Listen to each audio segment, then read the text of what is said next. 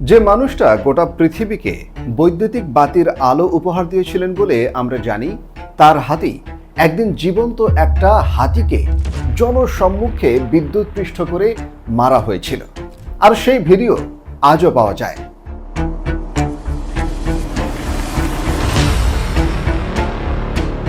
ছোটবেলা থেকেই পাঠ্য বইয়ে আমরা যাকে চিনেছি এক নিরলস পরিশ্রমী বিজ্ঞানী হিসেবে, ইতিহাসের গভীরে গেলে দেখা যায় তার চরিত্রের অন্য একটা দিক, যেখানে ব্যবসায়িক স্বার্থ রক্ষার জন্য তিনি থেমে থাকেননি প্রায় কোনো সীমাতেই। আজ আমরা দেখব টমাস আলভা এডিসনের সেই কম আলোচিত কিন্তু পুরোপুরি প্রামাণ্য অধ্যায়টা। আমরা সবাই শিখেছি এডিসন বৈদ্যুতিক বাতি আবিষ্কার করেছেন। বাস্তবতা একটু জটিল। তার আগেই হামফ্রি ডেভি থেকে শুরু করে জোসেফ সোয়ান পর্যন্ত অনেকে ভাম্বর বাতির নানা মডেল তৈরি করেছিলেন, কিন্তু সেগুলো হয় দ্রুত পুড়ে যেত, নয়তো ছিল বাণিজ্যিকভাবে অলাভজনক। এডিসনের আসল কৃতিত্ব ছিল ভিন্ন জায়গায়। তিনি আর তার মেনলো পার্ক ল্যাবের দল হাজারের বেশি ফিলামেন্ট উপাদান পরীক্ষা করে এমন একটা বাতি বানান যেটা দীর্ঘস্থায়ী, সস্তা এবং বড় পরিসরে বিদ্যুৎ বিতরণ ব্যবস্থার সাথে ব্যবহারযোগ্য ছিল। অর্থাৎ তিনি প্রথম আইডিয়া আনেননি, কিন্তু আইডিয়াটাকে বাস্তবে ব্যবহারযোগ্য পণ্যে রূপান্তর করেছিলেন এবং সেই পুরো কৃতিত্বটা প্রচার যন্ত্রের মাধ্যমে একাই নিজের নামে চালিয়ে দিয়েছিলেন। মেনলো পার্কের ল্যাব ছিল বিশ্বের প্রথম আধুনিক গবেষণা ও উন্নয়ন কারখানা, যেখানে অসংখ্য প্রকৌশলী বিজ্ঞানী দিন-রাত পরিশ্রম করতেন, আর প্যাটেন্টের উপর টমাস আলভা এডিসনের নামই লেখা থাকত।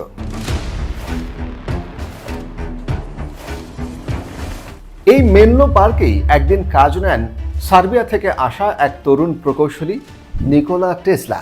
এডিসনের ডিসি অর্থাৎ ডাইরেক্ট কারেন্ট জেনারেটরের নকশায় তখন নানা ধরনের সমস্যা ছিল। এখানে একটা বিখ্যাত গল্প আছে, যেটা প্রায় প্রতিটা ভিডিওতে নিশ্চিত সত্য হিসেবে বলা হয়, কিন্তু সততার খাতিরে বলা দরকার এই গল্পের একমাত্র উৎস টেসলা নিজে, তার নিজের আত্মজীবনীতে বহু বছর পরে। কোনো সমসাময়িক নথি বা তৃতীয় পক্ষের সাক্ষ্য এটা সমর্থন করে না। ইতিহাসবিদরা তাই একে পুরোপুরি প্রমাণিত ঘটনা নয়, বরং একটা ব্যাপকভাবে প্রচলিত কিংবদন্তি বলেই মনে করেন। টেসলার নিজের ভাষ্য অনুযায়ী এডিসন তাকে বলেছিলেন, জেনারেটরের নকশা উন্নত করতে পারলে $50,000 দেওয়া হবে। টেসলা মাসের পর মাস পরিশ্রম করে কাজ শেষ করেন, কিন্তু শেষে টাকা চাইতে গেলে এডিসন নাকি হেসেই বলেছিলেন, তুমি আমেরিকান রসিকতা বোঝো না। বদলে সপ্তাহে মাত্র $10 বেতন বৃদ্ধির প্রস্তাব দেওয়া হয়। অপমানিত টেসলা চাকরি ছেড়ে দেন। গল্পটা সত্যি হোক বা অতিরঞ্জিত, একটা বিষয় সন্দেহাতীতভাবে সত্য। টেসলা এডিসনের কোম্পানি ছেড়ে বেরিয়ে আসেন এবং সেটাই ইতিহাসের গতিপথ বদলে দেয়।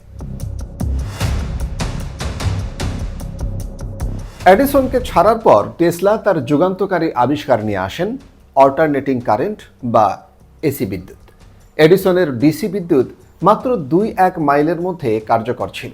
প্রতিটা এলাকায় আলাদা আলাদা পাওয়ার প্ল্যান্ট বসাতে হতো। অন্যদিকে টেসলার এসি বিদ্যুৎ শত শত মাইল দূরে সহজেই এবং অনেক কম খরচে পাঠানো যেত। ব্যবসায়ী জর্জ ওয়েস্টিংহাউসের সহায়তায় এই প্রযুক্তি দ্রুত ছড়িয়ে পড়তে থাকে।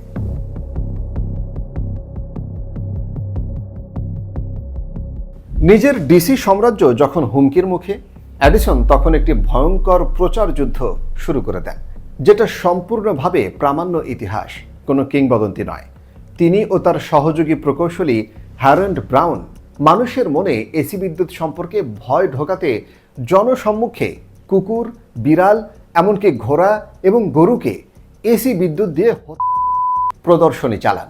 1903 সালে নিউ ইয়র্কের লুনা পার্কে টপসি নামের একটা হাতিকেও জনসম্মুখে বিদ্যুৎপৃষ্ট করে মারা হয়, যার ফুটেজ আজও সংরক্ষিত আছে।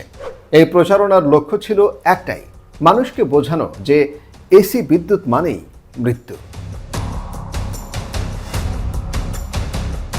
এই সময়ে আমেরিকা সরকার ফাঁসির বিকল্প হিসেবে নতুন মৃত্যুদণ্ড পদ্ধতি খুঁজছিলেন। এডিসন গোপনে হ্যারল্ড ব্রাউনকে দিয়ে টেসলার এসি প্রযুক্তি ব্যবহার করে ইলেকট্রিক চেয়ার তৈরি করা। উদ্দেশ্য ছিল জনমনে এসি সমান সমান মৃত্যু যন্ত্রণা, এই ধারণা স্থায়ী করা।